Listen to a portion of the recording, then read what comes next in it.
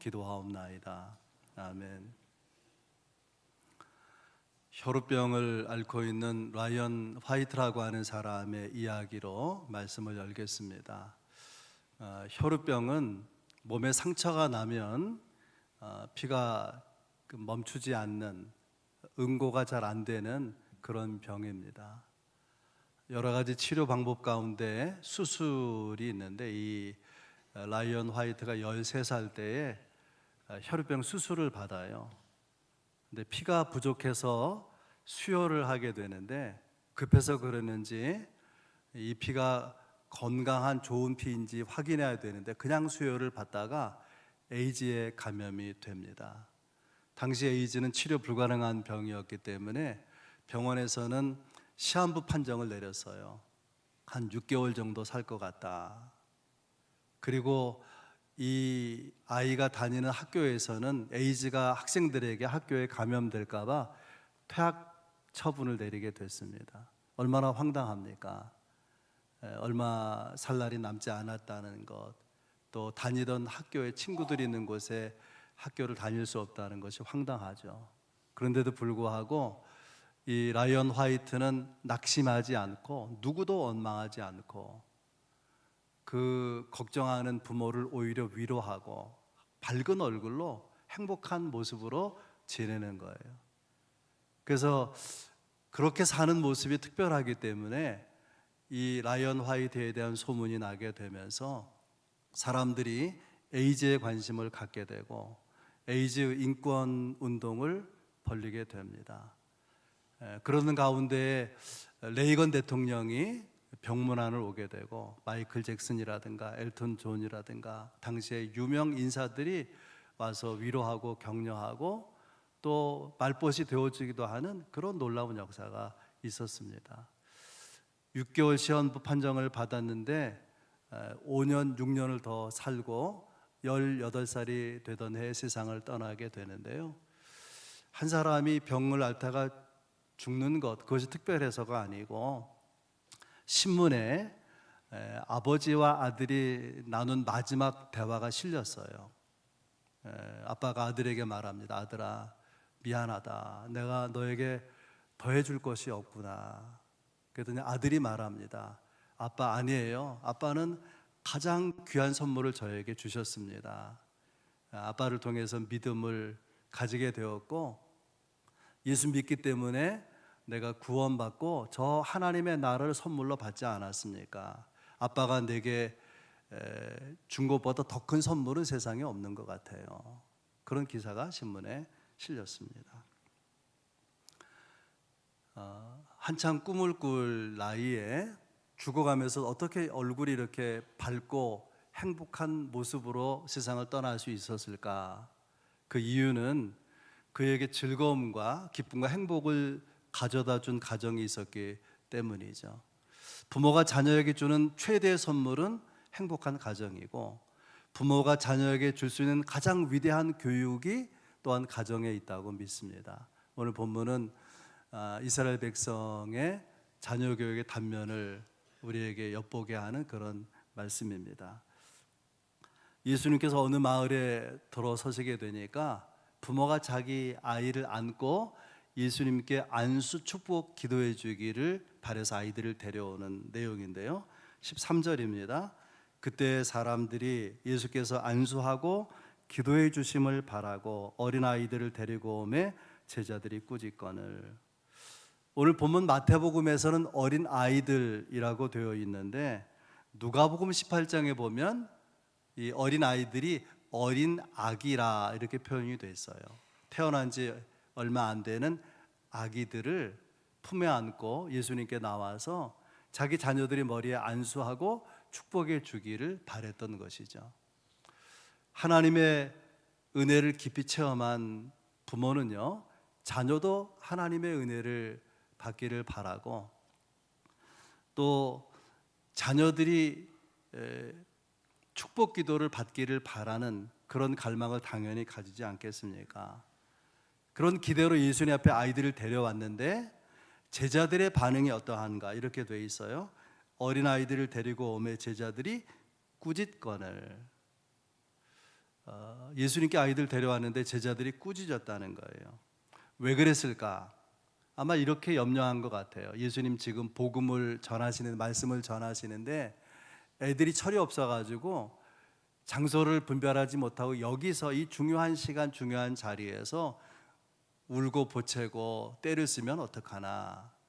예수님의 사역을, 예수님 말씀하시는 것을 도와드리기 위해서 아이들이 오는 것을 막았던 것 같습니다.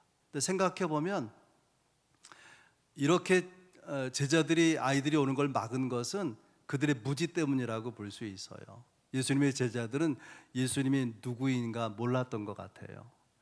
예수님의 세상에 오신 목적이 무엇인지, 예수님이 가장 원하는 것은 무엇인지, 예수님이 선포하는 하나님의 나라는 무엇인지를 바르게 이해하지 못했기 때문에 그래서 아이들이 오는 것을 막아선 것 같습니다.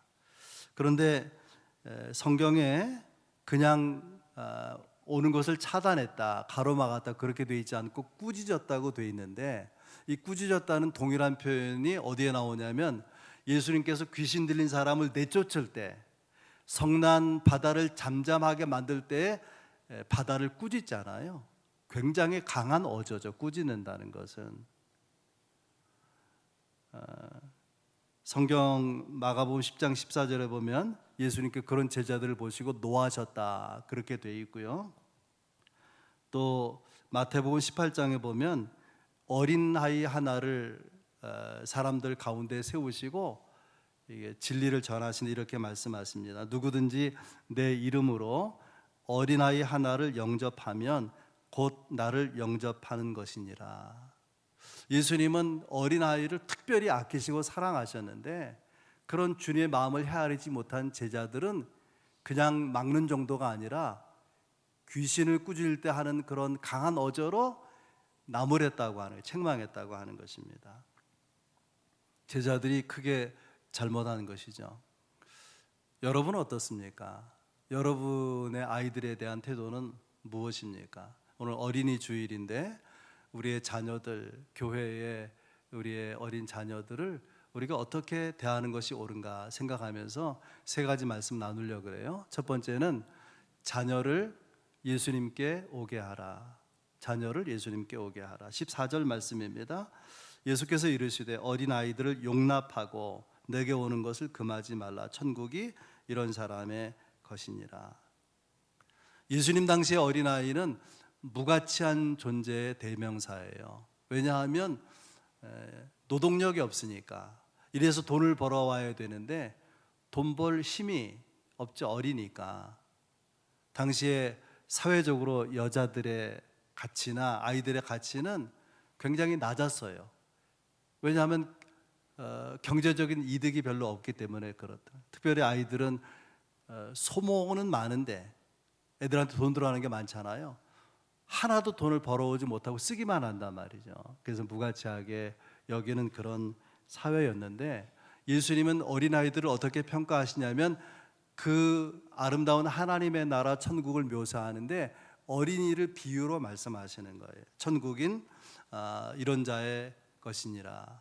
어린아이 같은 사람들이 천국을 누리게 된다 그렇게 말씀하십니다. 아무튼 여러분에게 드리는 첫 번째 메시지, 우리 어린 자녀들을 어떻게 하자고요?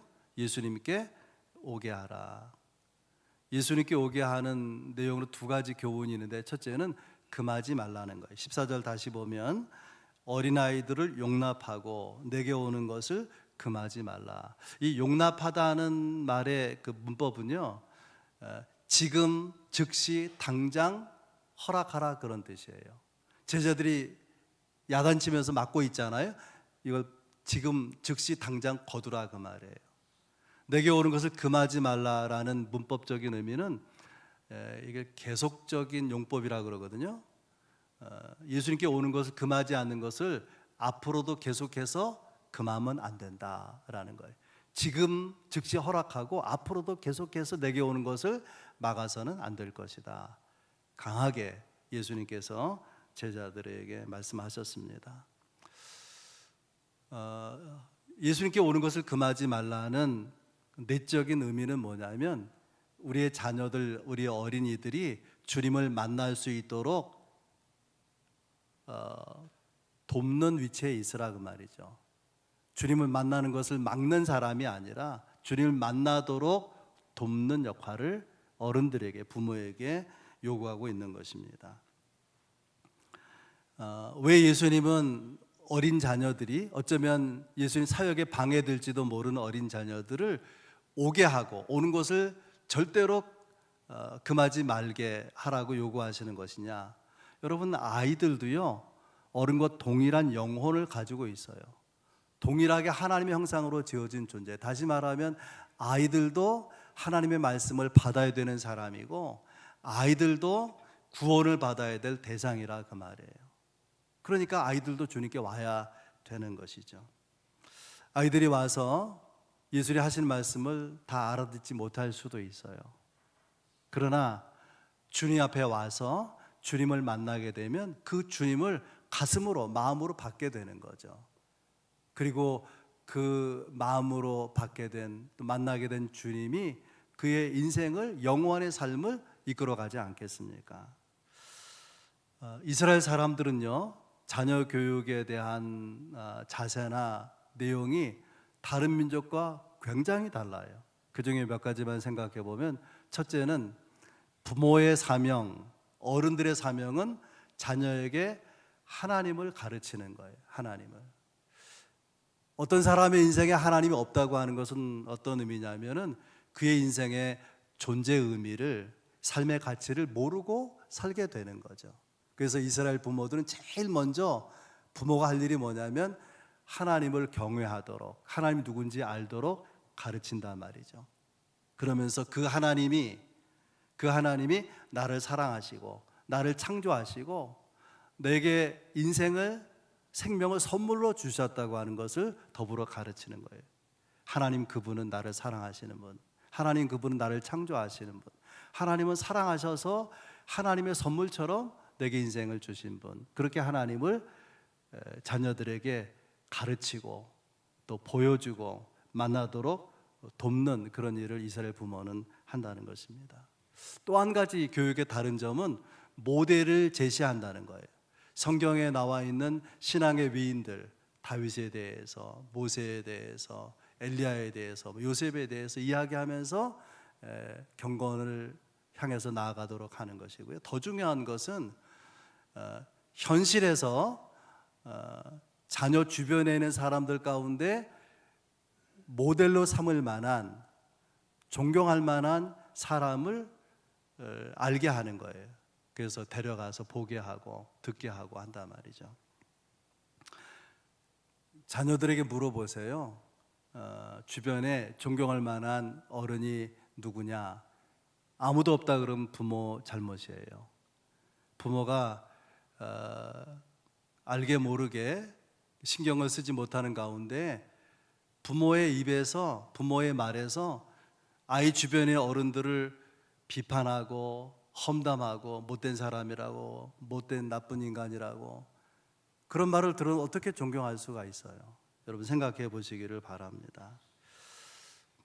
가까이 가서 바라보고 또 흠모하고 나도 저분처럼 되고 싶다, 그런 마음을 가지게 할 사람, 있게 할 책임이 부모에게 있다는 것입니다. 어떤 집사님 부부에게 두 딸이 있는데 어느 날 그 부모가 딸들에게 말합니다. 오늘 주일 예배를 드리고 우리 집 가까운 곳에 있는 양로원에 가서 그 노인들 좀 돌아보면 어떨까. 그래서 자녀들이 좋다 그래서요 김밥을 싸고 그 양로원을 방문했어요. 노인들 앞에서 춤을 추고 노래하고 준비한 김밥을 드리고 막 어른들이 좋아하는 거예요. 할아버지 할머니들이. 그리고 이제 돌아왔는데 딸들이 이렇게 말합니다. 아빠 엄마 가서 할아버지 할머니가 좋아하는 모습을 봤는데 방이 너무 어둡고 조명이 어둡고 그 방이 너무 더러운 모습이 안타까워요. 그런 얘기를 하는 거예요. 그래서 그 부모가 이렇게 말합니다. 그러면 한 번 더 양로원에 방문할까? 이번에 가서 그 방을 청소하고 도배를 해드리면 어떨까? 딸들이 좋다고 오케이 동의했어요. 그래서 시장에 가서 벽지를 사고 풀을 쓰고 해가지고 또 음식을 좀 준비해서 다음 주일에 다시 양로원에 방문을 했습니다. 청소를 하고 도배를 하니까 깨끗하잖아요. 그 노인들 할아버지 할머니 계신 곳이 이렇게 환하고 너무너무 좋아요. 그리고 집으로 돌아왔습니다.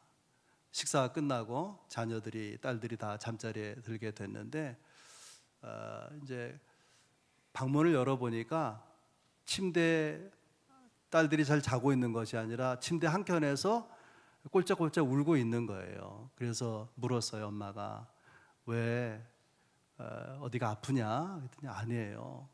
그러면 양로원에 가서 본 할아버지 할머니가 너무 불쌍해 보여서 그러냐? 아니에요. 그럼 왜 울어? 그랬더니 우리 집이 너무 행복해서요. 이 가정은 자녀에게 행복을 느낄 수 있는 그런 어른들의 모습, 가정의 모습을 보여주고 있는 거 아니겠습니까? 우리가 부모가 되든 또 우리가 더불어 사는 어른이든지 간에 젊은 세대, 우리 아이 세대, 어린 자녀들에게 이렇게 감동을 줄 수 있는 선한 영향력을 미치는 그런 삶을 살아야 되지 않을까 생각하게 됩니다. 이스라엘 사람들이 다른 민족과 다르게, 다른 나라 사람과 다르게 또 한 가지 특별한 자녀 교육의 방법은 절대로 다른 아이와 비교하지 않는다는 거예요. 옆집 아이는 어떻다던데 그런 얘기를 전혀 하지 않는 거예요. 절대 비교하지 않는 거예요. 너는 하나님이 창조하셨어. 너에게만 주신 탤런트가 따로 있는 거야. 네가 그걸 찾아서 그걸 발전시키면 훌륭하게 될 수 있어. 그렇게 가르친다고 하는 것입니다. 여러분, 어린이 주일에 한 가지를 꼭 결심할 수 있기를 바랍니다. 우리의 자녀들 주님께로 오게 하는데 관심을 가지시고 열심을 낼 수 있기를 바랍니다. 아멘. 두 번째 여러분에게 드리는 말씀은 부모된 어른된 우리가 어린아이같이 되라고 주님이 말씀하신다는 거예요. 어린아이같이 되라. 마태복음 18장 3절입니다. 너희가 돌이켜 어린아이들과 같이 되지 아니하면 결단코 천국에 들어가지 못하리라. 예수님께서 말씀하신 내용, 천국에 들어가는 절대 조건이 세 가지가 나와요. 복음서를 읽어보면 첫째는 여러분 아시는 대로 예수 믿어야 천국 갈 수 있어요. 예수 믿어야. 두 번째는 성령 받아야 천국 갈 수 있습니다. 세 번째는 오늘 말씀과 마태복음 18장에 있는 대로 어린아이 같이 되기를 바라시는 거예요. 천국에 그래야만 들어갈 수 있기 때문에. 천국은 이런 자의 것이니라. 어린아이 같은 자라야 천국에 들어갈 수 있느니라. 예수님이 말씀하실 때 어린아이 같다고 하는 것은 어린아이의 긍정적인 부분을 강조해서 말씀하신 거예요. 어린아이에게 부정적인 면이 훨씬 더 많아요. 어린아이들은 판단력이 부족하고 논리적이지 못하고 감정에 치우치고 자주 화를 내고 실망하고 변덕이 줄구들하고 그러지 않습니까? 욕심도 많고 아이들이 엄청난 집중력을 발휘할 때가 있어요. 언제인지 아십니까? 핸드폰으로 게임할 때 무서운 집중력을 보여요. 그때는 누가 불러도 잘 모른단 말이죠. 예수님께서 어린아이같이 되라고 말할 때에 어린아이의 긍정적인 모습, 가장 중요한 긍정적인 모습을 거기에 초점을 맞추고 말씀하시는 것인데 저는 두 가지 마음이 있다고 생각합니다. 첫째는 절대 의존. 엄마 아빠에게 절대 의존하는 거예요. 왜냐하면 의존하지 않으면 살 수가 없으니까. 먹어야 사는데 자기가 먹을 음식 자기가 장만하지 못해요. 입는 옷, 그것은 부모가 사준 것이죠. 또 더 어리면 입혀줘야만 옷을 입을 수 있어요. 더 어리면 떠먹여줘야만 먹을 수 있단 말이죠. 아기가 누리고 있는 모든 것은 다 부모가 준 것, 부모로부터 받은 것이죠. 그래서 살아야 되기 때문에 100% 의존하는 거예요. 100%. 자녀는 부모를 100% 의존해요. 부모는 어린이 주일 때 이것을 결심해야 돼요. 나는 자녀 앞에서 내가 하나님을 절대 의존하는 모습을 보이겠다. 그런 결심하시면 좋을 것 같아요. 마가복음 10장 15절에 누구든지 하나님의 나라를 어린아이와 같이 받들지 않는 자는 결단코 그곳에 들어가지 못하리라. 어린아이는 하나님의 나라를 받든다. 이 받든다는 말은 받아들인다 그런 뜻이에요.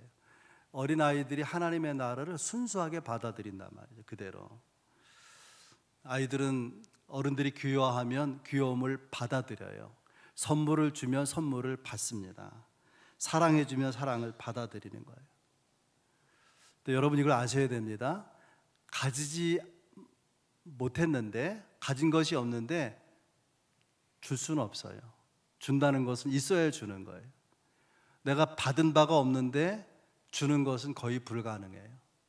그래서 어릴 때 부모를 어른은 절대 의존하고 부모로부터 받는 경험을 가지는 게 중요하고요. 신앙 구도에 있어서도 이것이 너무나 중요한 거죠. 하나님은 주시는 분이고 우리는 하나님 주신 것을 받는 위치에 있는 거예요. 하나님이 복을 주시고 우리는 하나님의 복을 받아 누리는 위치에 있는 거죠. 여러분 그러지 않습니까? 우리가 소유하고 누리고 있는 것 다 하나님이 주신 거예요. 우리가 소유한 물질 하나님이 주신 거죠. 우리의 건강 하나님이 주신 거예요. 우리의 자녀들 하나님이 주신 것입니다. 하나님이 복을 주시지 않으면 살 수가 없는 거예요. 생존 자체가 불가능한 거죠. 그래서 주님은 우리에게 주시는 거예요. 사랑을 주시고 위로를 주시고 돌보심을 베풀어 주시고, 그래야 우리가 살아갈 수 있는 존재인 것입니다. 믿음을 정의할 때에 오늘 여러분에게 드리려고 하는 그런 흐름으로 말씀드리면, 믿음은 무엇이냐? 우리가 주께로부터 받아야만 하는 존재라고 하는, 받아서 사는 존재라고 하는 것을 인정하고 고백하는 것이 믿음이에요.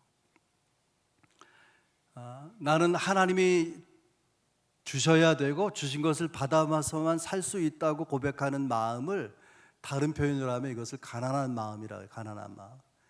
팔복에 보면 시작이 이렇게 되잖아요. 심령이 가난한 자는 복이 있나니 천국이 저희 것입니다. 심령이 가난한 자는, 그 가난하다는 말의 원어는 푸토코스인데, 이 푸토코스는 뭐냐면 그냥 좀 부족하다는 것이 아니라 깡글이 없는 거예요. 거지가 조금 없는 게 아니라 다 없는 거죠. 다. 그런 의미의 빈곤함, 가난함을 이 푸토코스라고 하는 거예요. 하나님의 나라를 누리는 마음은 푸토코스의 마음이라는 것입니다. 여러분 생각해 보세요. 믿음의 조상 아브라함은 부자일까요? 가난한 사람일까요? 부자였습니다. 갈대우르를 떠나서 가나안 땅에 와서 나그네로 살아가면서 하나님의 은혜를 주셔서 그 지역의 유지로 거부로 살았어요. 아브라함도 부자고 이삭도 부자고 야곱도 부자고 요셉도 부자예요. 그런데 그의 마음은 푸토코스의 마음이 있단 말이죠. 하나님, 내가 경제적으로 여유가 있지만 하나님이 은혜를 주셔야만 살 수 있습니다. 하나님이 없으면 난 살 수가 없습니다.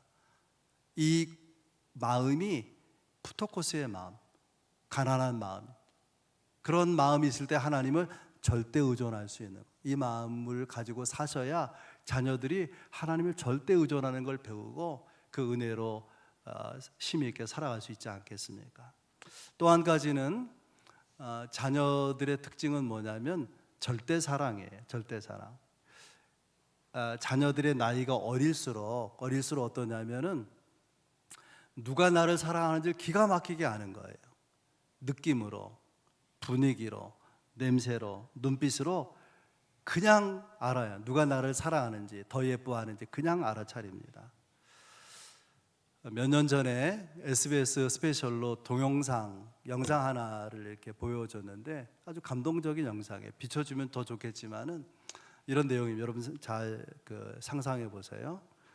태어난 지 4개월밖에 안 된 아들을 두고 엄마가 그 앞에서 웃어요.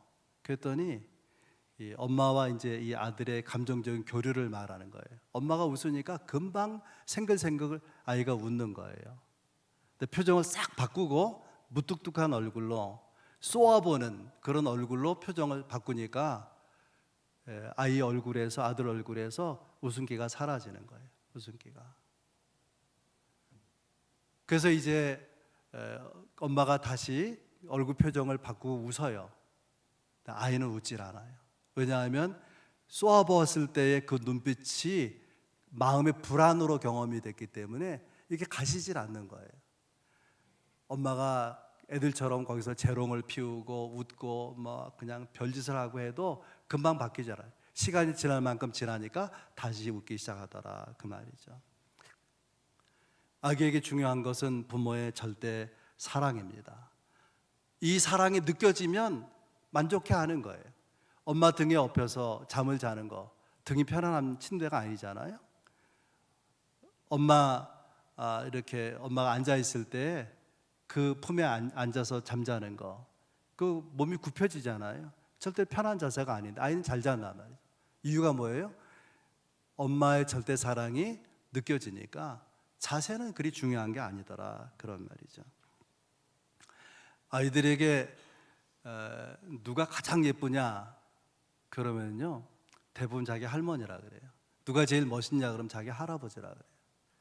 보통 부모는요, 애들 건강을 위해서, 미래를 위해서 건강에 해로운 건 못 먹게 하죠. 못 먹게 해요.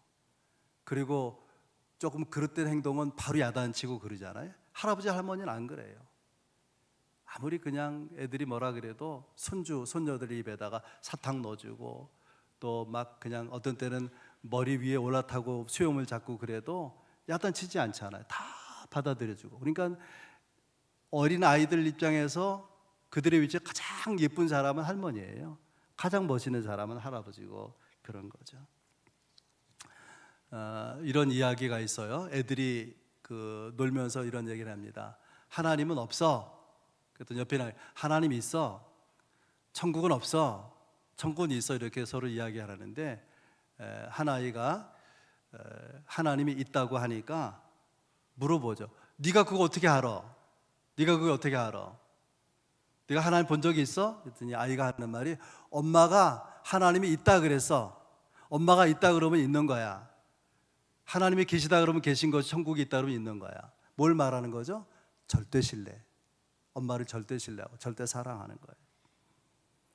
그런 자녀를 실족시키는 것은 큰 죄가 됩니다. 여러분, 아이들은 부모의 생각과 달라요. 아이들은 동화의 세계 속에 살아요. 동화의 세계, 상상력의 세계 속에 살아요. 어른들이 보기에는 말도 안 되고 우스꽝스러우고 그러지만은, 그러나 꿈꾸고 상상하고 미래를 그려보고 행복해하고 살아간단 말이죠. 여러분 아십니까? 사람에게 그 사람을 발전시킬 가장 중요한 것은 상상력이에요. 상상. 좋은 설교도 상상력에서 나와요. 미래를 꿈꾸지 않은 사람에게 아름다운 미래를 기대할 수가 없는 거예요. 이거 어디서 생기는 거죠? 부모의 절대 신뢰와 절대 사랑 가운데 이게 길러진단 말이에요. 어떤 경우에도 자녀를 실족시키거나 상처를 주지 않기를 바랍니다. 실망시키면 안 되는 거예요. 실망 대신에 감동을 줘야 돼요. 감동. 잔소리로 달라지지 않습니다.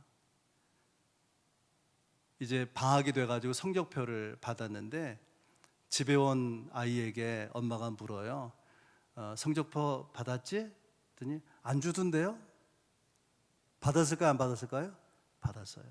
왜 못 보여주죠? 뻔하니까 성적이. 엄마도 그걸 알아요. 그래서 방학 기간 동안에 엄마가 아이가 공부한 책상에다가 부모 도장을, 아빠 도장을 거기다가 얹어놨어요. 그냥 어쩌다 떨어뜨린 것처럼 책상 위에. 아들이 모른 척하고 자기 성적표에다 부모 도장을 꾹 찍고 개학하는 학교에 낸 거예요. 그걸 아들도 알고 엄마도 알아요. 학교 갔다 돌아온 아들이 책상에서 공부하는데 엄마가 다가서서 귓속말로 이렇게 말합니다. 도장은 찍어 간 거지? 역시 2부가 제일 교인들이 좋은 것 같아요. 2부는 웃던데. 도장 몰래 찍어 갔잖아요. 근데 부모가 알 거라는 걸 아들도 알아요. 아들도. 네, 엄마가 모른 채 해주고 도장은 잘 찍어 간 거지. 그러니까 미안한 마음으로, 엄마의 마음이 느껴지니 감동을 받잖아요. 엄마 죄송해요. 제가 열심히 공부할게요. 여러분, 자녀는 부모의 말과 태도로 100번 바뀔 수 있어요. 너 그거 성적이라고 받아온 거야, 그거? 너 그래가지고 원하는 대학에 갈 수가 있겠어? 잔소리를 아이가 안 바뀐다 그 말이죠. 그러니까 내 말이 감동을 주는지 잔소리로 끝나는지를 최소한 알아야 되지 않겠습니까? 아무튼 부모는 어린이 주일 때 어린아이 같은 하나님을 향한 절대 신뢰, 절대 사랑, 자녀를 향해서는 감동을 주는지를 생각해야 될 것입니다.